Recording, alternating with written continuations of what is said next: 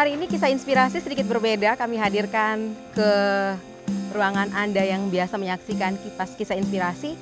Kali ini kami langsung turun ke sawah dan juga ke kebun hortikultura. Ada banyak petani inspirasi di sini yang akan kami wawancara, kami hadirkan kisahnya untuk Anda. Siapa tahu ini menginspirasi Anda untuk berubah masuk ke kebun atau menjadi petani. Kisahnya akan kami hadirkan untuk Anda di Kisah Inspirasi.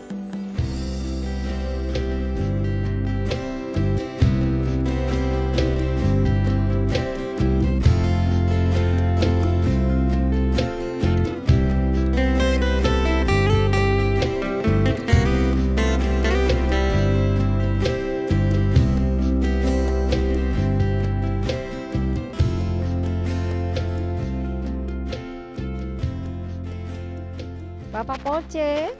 Ya Ibu. Halo Bapak Polce. Lagi Selamat. panen Pak Polce nih ya? Ya lagi panen Lombok. Ini kebunnya Pak Polce nih? Ya Ibu. Berapa luasnya? Luasnya sekitar 40 are. 40 are. Itu bisa berapa banyak tanaman lo cabai di sini? Cabai sekitar 2000 lebih. 2000 pohon? Ya 2000 lebih pohon. Oke. Seperti yang saya informasikan tadi bahwa saya kipas kisah inspirasi kali ini langsung di lapangan, langsung di kebun petani. Ini Pak Polce Suki, ini adalah petani cabai yang tadi sudah diinformasikan bahwa punya 2000 pohon Ya. untuk 40 are. 40 are, gitu ya, untuk luas areanya. Sudah berapa lama nih Pak Polce mulai menanam cabai? Saya kegiatan lokasi ini dari sejak tahun 99. 99 itu 99. menanam sawah, menanam padi. Tanam sebelum cabai saya tanam semangka, melon, Oke. buah. Aha. Setelah itu dari 2013 saya tukar ke hortikultura, sayuran, Sayuran. timun, kacang, pokoknya semua jenis sayur. Akhirnya tahun 2019 saya tukar tanam cabai. Cabai. Ya. Peluangnya memang cabai lebih menjanjikan Ya atau arti dibandingkan saya lihat horti yang lain? peluang kemasukan hasil jualan itu kalau dibandingkan dengan sayur masih lebih bagus cabai. Oke. Ya. Kerjanya tidak terlalu rumit dan penghasilnya lebih lumayan. Oke. Untuk proses dari pembenihan, semai, kemudian menanam, panen itu membutuhkan waktu berapa lama? Dia dari pembibitan, di pembibitan itu kurang lebih 1 bulan itu pembibitan. Setelah itu kita mulai tanam. Setelah tanam itu kurang lebih 5 bulan baru kita mulai bisa panen. Oke. Kurang lebih 5 bulan. Kurang lebih 5 bulan. Itu Ya. untuk cabai jenis ini cabai jenis apa nih? Ini cabai Jawa, Lombok Jawa. Lombok Jawa. Ya. Untuk cabai Lombok Jawa sendiri, dia berapa kali panen untuk 1 kali tanam? Kalau panennya itu seminggu 2 kali panen. Seminggu 2 kali panen sampai jangka waktu Sampai berapa lama? umurnya cabai ini jenis ini ada beberapa jenis cabai, ada juga yang umurnya 2 tahun. Oh, Umurnya 2 oke. tahun. Kayak yang sekarang saya tanam ini itu umurnya 2 tahun. Baru dia bisa Berhenti produksi. Berarti mulai menanam baru. Iya. Dalam kurun waktu 2 tahun itu biasanya total semua yang dipanen itu bisa menghasilkan berapa nih Pak Polce? Saya kalau untuk total secara keseluruhan itu saya belum ada buat perhitungan. Cuma kalau jualan secara per minggu itu di dalam per minggu itu saya bisa dapat kadang bisa 2 juta. Kadang 1,7, 1,8 ya dalam seminggu. Kita mau minta Pak Polce berbagi cerita, berbagi inspirasinya untuk orang muda di luar sana yang mungkin takut masuk kebun atau mau mulai berkebun, apalagi mengolah lahan ini kan harus diolah dulu nih ya, Pak Polce. Bagaimana proses pengolahannya? Menyiangi, membersihkan, kemudian membajak dan mempersiapkan semuanya, ini prosesnya bagaimana nih Pak Polce? Ya pertama-tama saya mengucapkan terima kasih kepada Ibu bapak mereka yang sempat hadir di sini. Pada kesempatan ini saya sedikit menceritakan tentang pengalaman sejak dari mulai sampai hari ini. Jadi memang tanam sayur atau apa saja namanya hortikultura sampai pada semangka atau lombok. Yang pertama kita butuh kesabaran. Itu yang pertama. Dan yang kedua punya niat bahwa saya harus berhasil. Terus yang ketiganya harus menyayangi tanah. Jadi walaupun sekeping tanah 1-2 hari, tapi kalau kita sayang tanah ada hasilnya. Jadi pada tempat ini saya ingin mengajak semua petani di mana saja berada, kalau bisa mari kita sama-sama berkecimpung dalam bidang pertanian. Karena yang saya rasa saya alami sekarang bukan hanya orang pegawai, guru atau pegawai yang bisa menghidupkan keluarga, malah petani juga bisa menghidupkan keluarga kalau petani yang betul-betul punya kemauan, punya usaha. Berarti memang prosesnya panjang Bapak ya, karena Bapak memang lahan ini sudah dibuka lebih dulu awal ketika Bapak sudah mulai menanam melon dan semangka itu ya.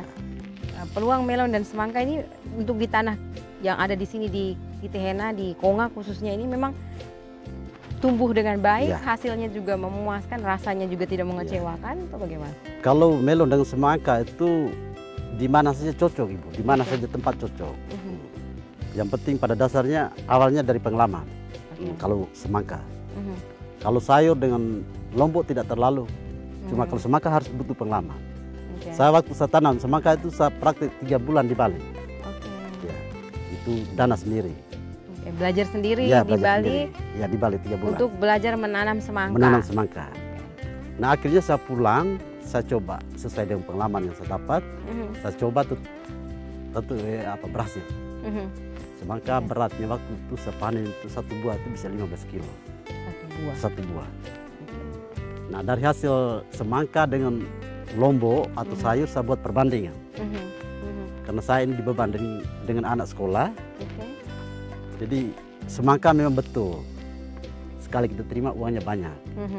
Cuma sekali kita jual langsung habis. Nah, kita harus proses bikin bedeng, kita harus tanam lagi.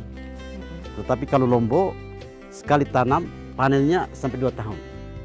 Sehingga dari pengalaman itu dari semangka saya tukar ke lombok. Karena biaya produksi juga kecil berarti ya Bapak ya? Biaya produksi kecil dan kebutuhan keluarga, ekonomi termasuk terutama sekali anak sekolah ketika dibutuhkan kita ada uang 1.000-2.000 juga ada. Bapak punya putra-putri berapa orang? Punya anak Saya berapa orang? Punya putra-putri 5 orang, laki-laki 1, perempuan 4. Sekolah semuanya? 3 sarjana.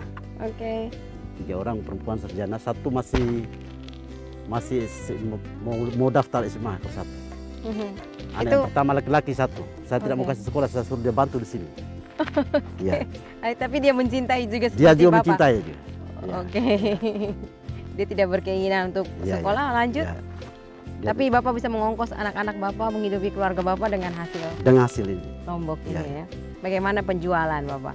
Untuk Anda yang mencintai lombok, biasanya yang diberitakan itu harga cabai itu selalu meningkat, naik gitu ya, ketimbang sembako yang lain. Pasti lombok atau cabai ini yang paling. Ini proses panen kemudian menjualnya kemana? Ini ada yang sudah terima? Kalau terkait dengan pemasaran, saya kalau punya langganan di pasar itu memang banyak Ibu. Sudah ada pelanggan memang? Langganan banyak. Cuma saya punya barang ini dalam jumlah besar.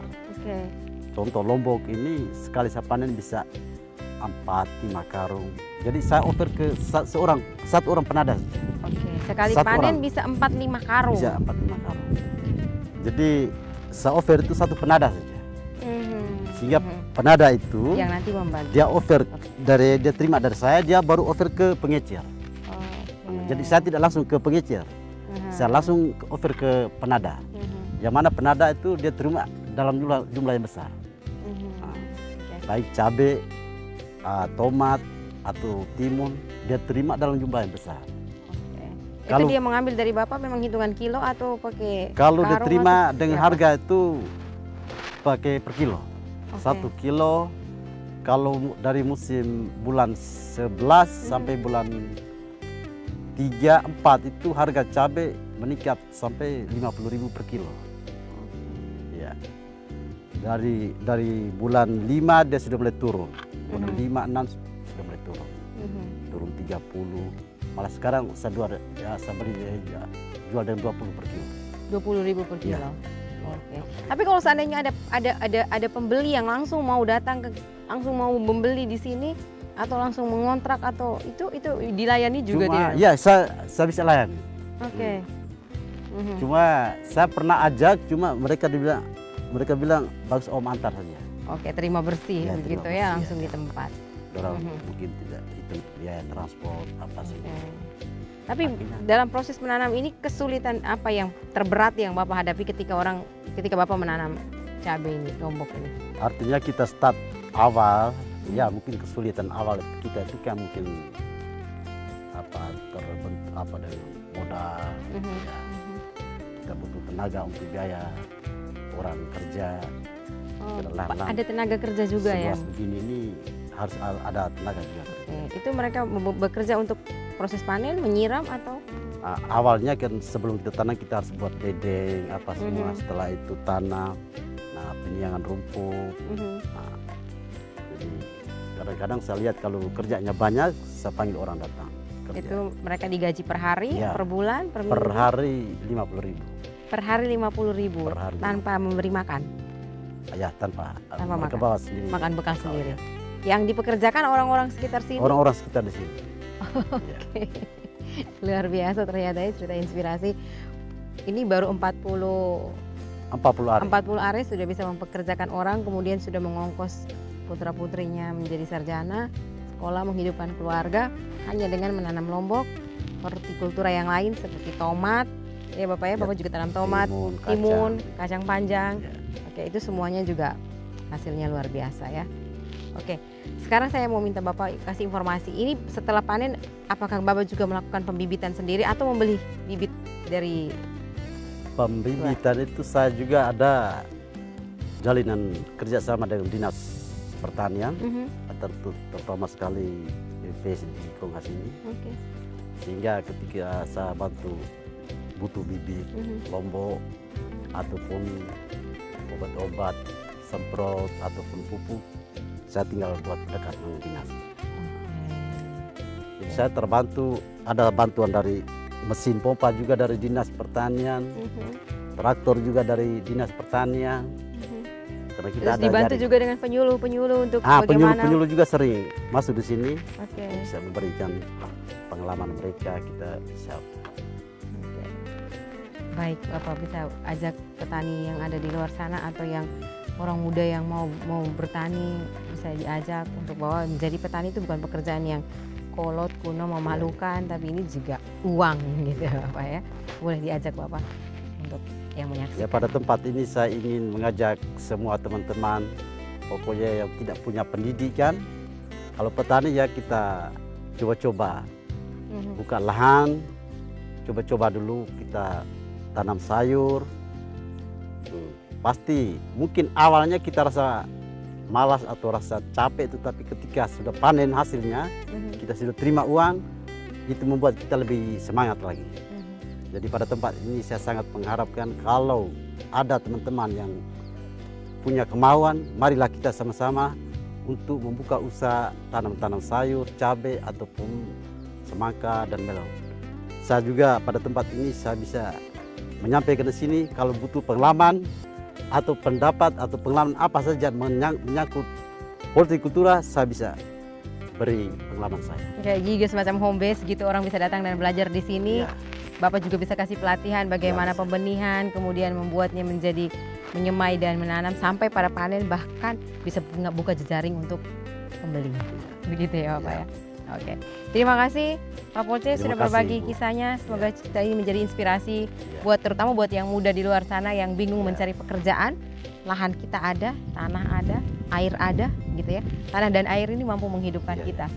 Karena kita hidup di bangsa dan tanah air gitu. Terima kasih Bapak, silakan lanjut kembali untuk panennya. Saya juga mau mencoba memanen.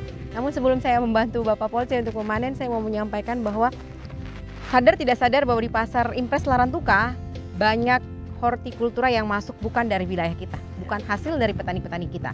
Namun untuk mendukung supaya petani-petani kita tetap produktif, Anda dan saya, kita semua harus membelanjakan apa yang sudah ditanam oleh petani-petani yang ada di Flores Timur, supaya harga pun menjadi berimbang.